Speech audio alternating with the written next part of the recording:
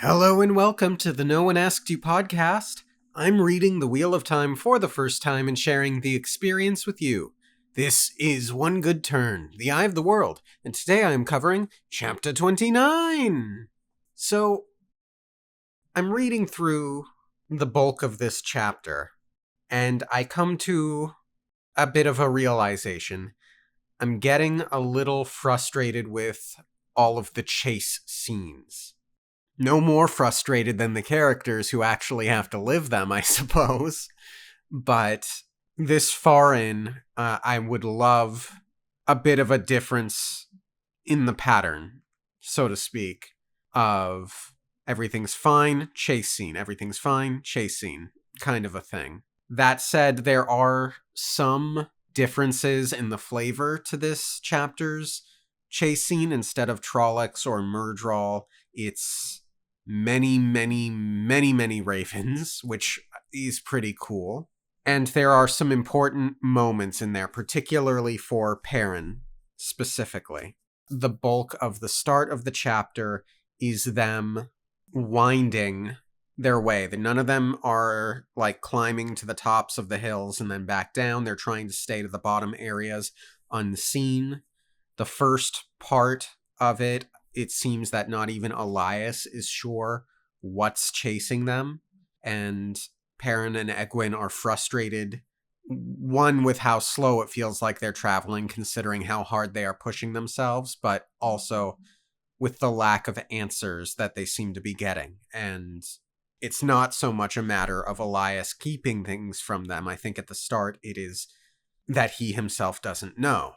There are times where Elias has to go up to the top of a hill, or all of them in some cases, but for the most part, when he's just scouting, when he does so, he crawls. And at one point, Perrin will join as well, and he will have to crawl.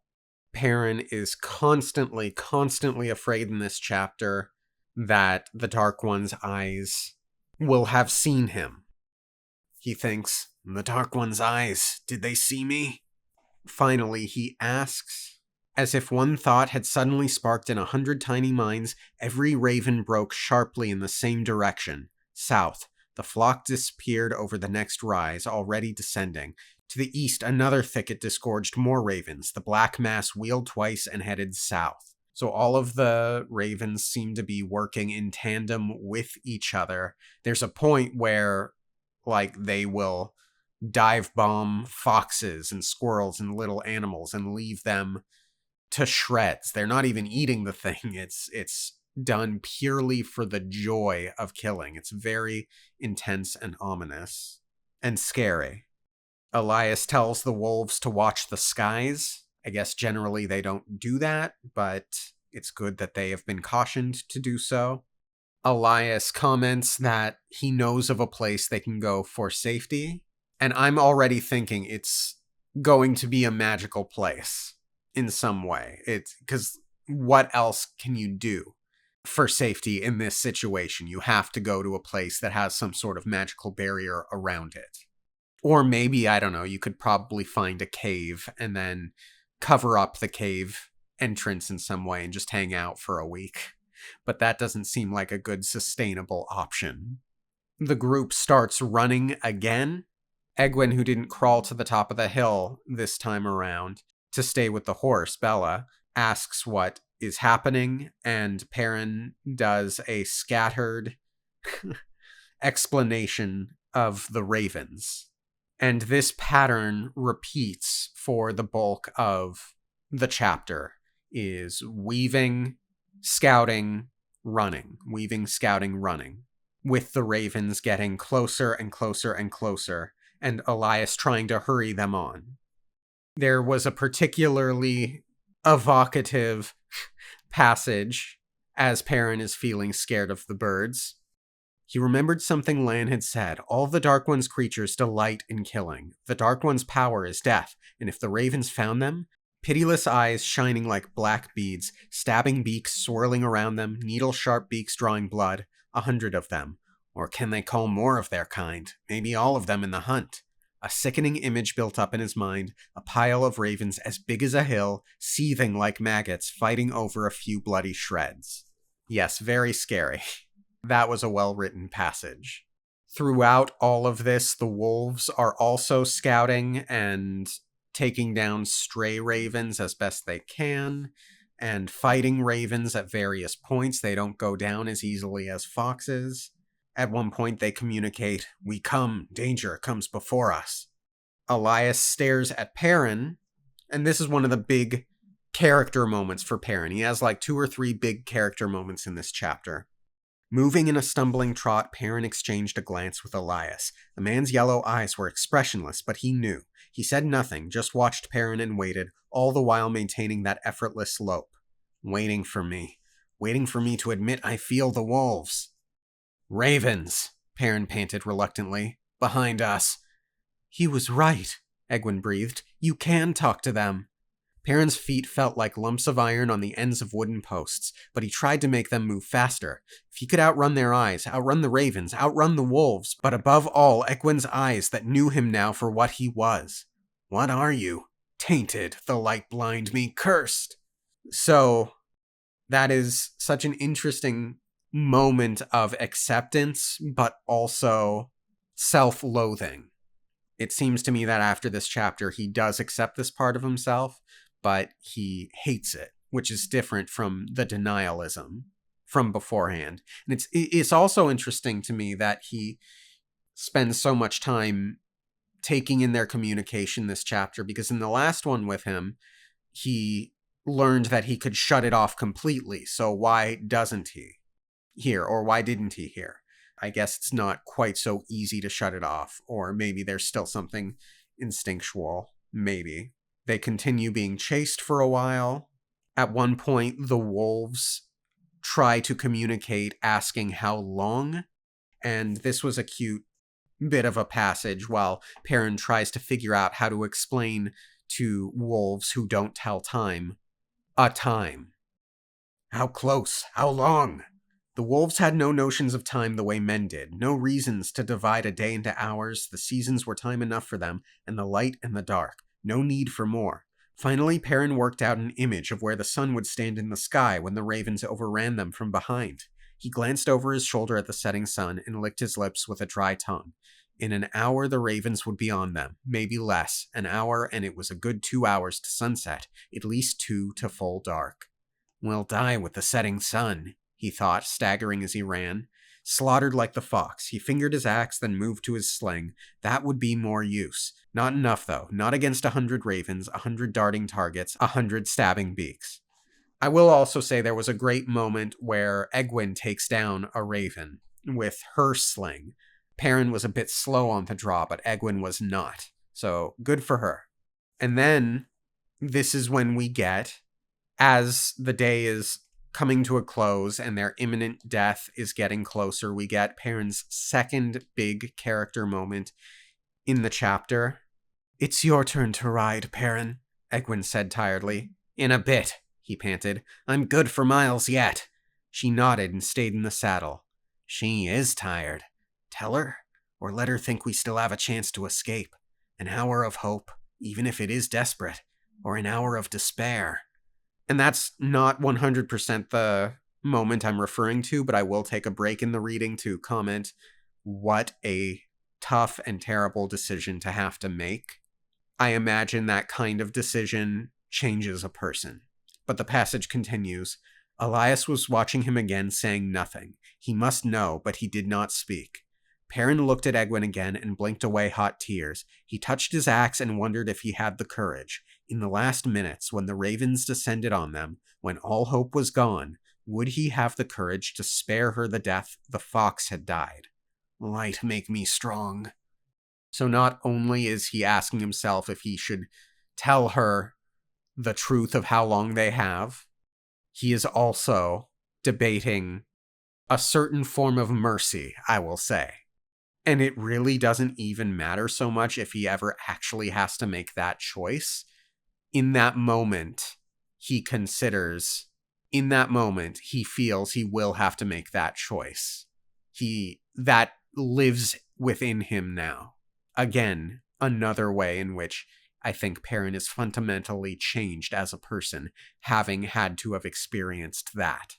Eventually, they make it where they're going, and you know right away. Abruptly, a chill ran through him, one cold, clean tingle as if he had jumped into the wine spring water in midwinter. It rippled through him and seemed to carry away some of his fatigue, a little of the ache in his legs and the burning of his lungs. It left behind something.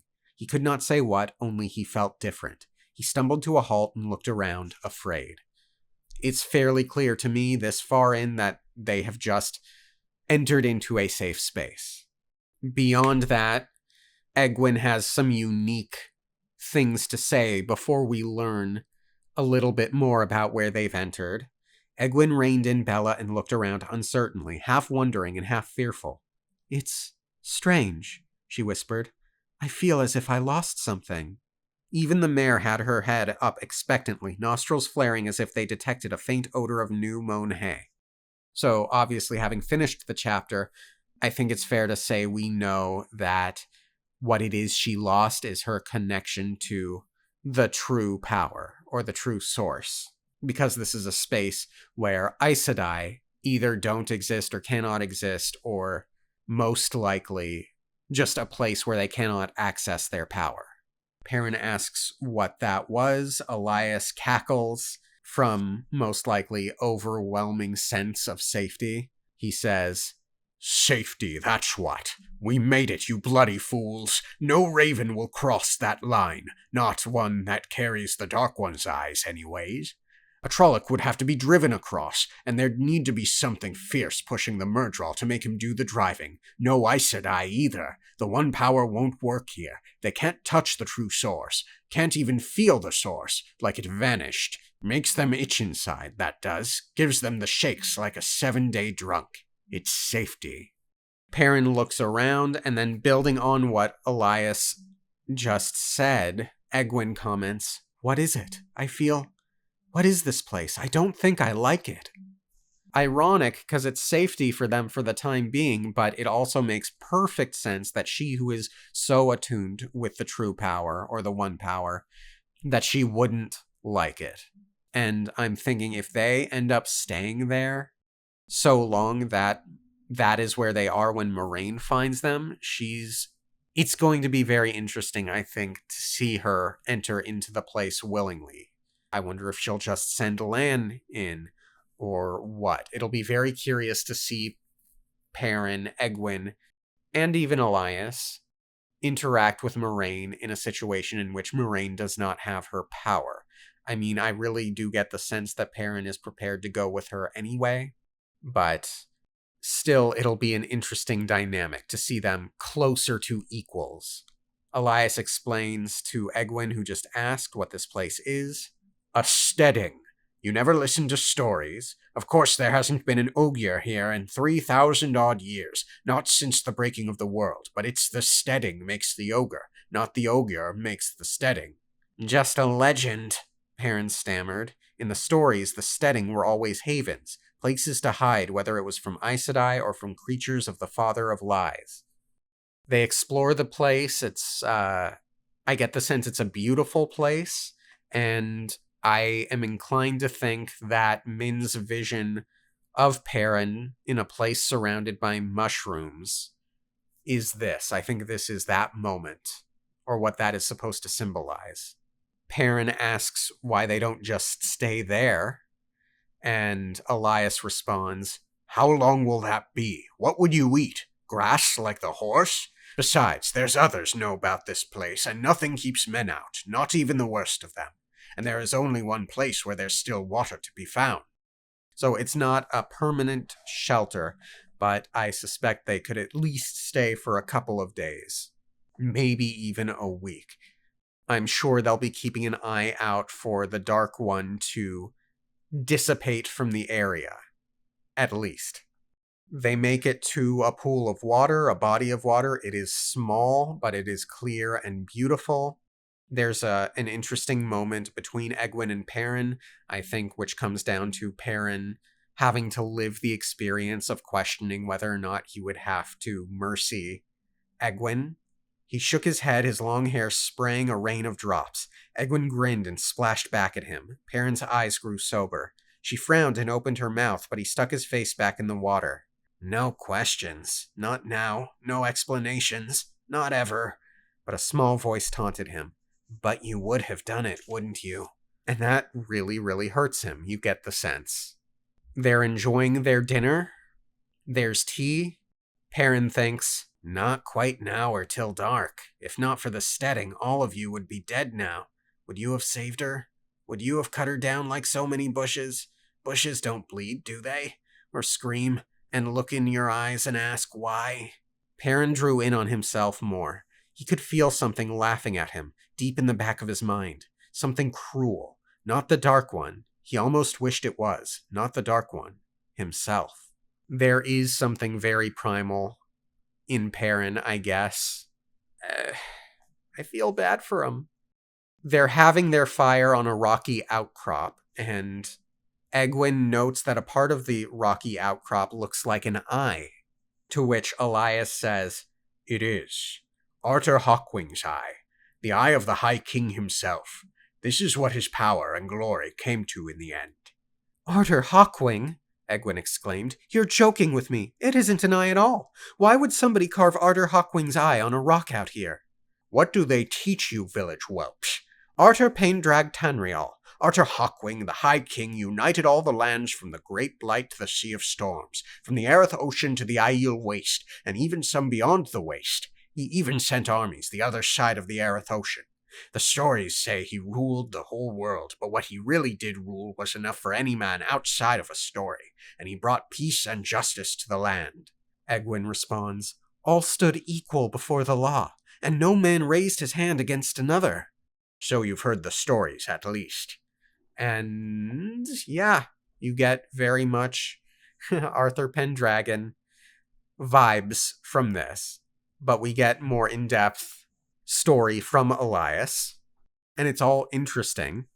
"Arthur Hawkwing brought peace and justice, but he did it with fire and sword. A child could ride alone with a bag of gold from the Aerith Ocean to the spine of the world and never have a moment's fear. But the High King's justice was as hard as that rock there for anyone who challenged his power. Even if it was just by being who they were, or by people thinking they were a challenge. The common folk had peace and justice and full bellies, but he laid a 20-year siege to Tar Valon, and put a price of 1,000 gold crowns on the head of every Aes Sedai." "I thought you didn't like Aes Sedai." "Doesn't matter what I like, girl. Arthur Hawkwing was a proud fool. An Aes Sedai healer could have saved him when he took sick, or was poisoned as some say. But every Aes Sedai still alive was penned up behind the shining walls, using all their power to hold off an army that lit up the night with their campfires. He wouldn't have let one near him anyway. He hated Aes Sedai as much as he hated the Dark One." There's a reason that we are told this story here, and I think it has something to do with Perrin considering the darkness in him that isn't the Dark One, but his willingness to do a dark thing. Possibly. And also, it makes me think of when the Dark One said he was there at Arthur Hawkwing's side when he attacked the Aes Sedai, or whatever that passage was. But it was stated by the Dark One in one of Rand's dreams, I believe it was. So there's something there. Anyway, Elias goes on with the story, basically explaining that Arthur Hawkwing wanted to create a city that was free of Aes Sedai and magic, and so he set up this place here with the intention to do that, and the common people who loved him so much because of his laws and his care for the common folk essentially were the ones who paid for a massive statue of him, Arthur Hawkwing, and that was intended to be the center of the city. Before the city could be built, he died, and then his descendants all fought over the throne, started 100 Years' War, which actually lasted 130 some odd years. Most, if not all, of the Hawkwing kin died. There may be some who crossed the ocean, but yeah, the war lasted 123 years, really. There's a weird mixture of disdain and admiration as he's telling this story, and Egwene comments on it. "First you sound as if you despise him, and now you sound as if you admire him." Elias turned to look at her, a flat, unblinking stare. "Get some more tea now if you want any. I want the fire out before dark. Perrin could make out the eye clearly now, despite the failing light. It was bigger than a man's head, and the shadows falling across it made it seem like a raven's eye, hard and black and without pity. He wished they were sleeping somewhere else. Again, I think back to when Baalzamon had said that he was there in the back of Arthur Hawkwing's mind. Yeah, as I said, I'm a little tired of the chase scenes. I hope this is more or less the last one for a while. I know they are being chased, so I don't think I will complain too much if it continues to happen, but the character moments for Perrin in this chapter were massive. Thank you all for tuning in. Have a great rest of your week, and I'll see you next time. Okay, thanks, bye.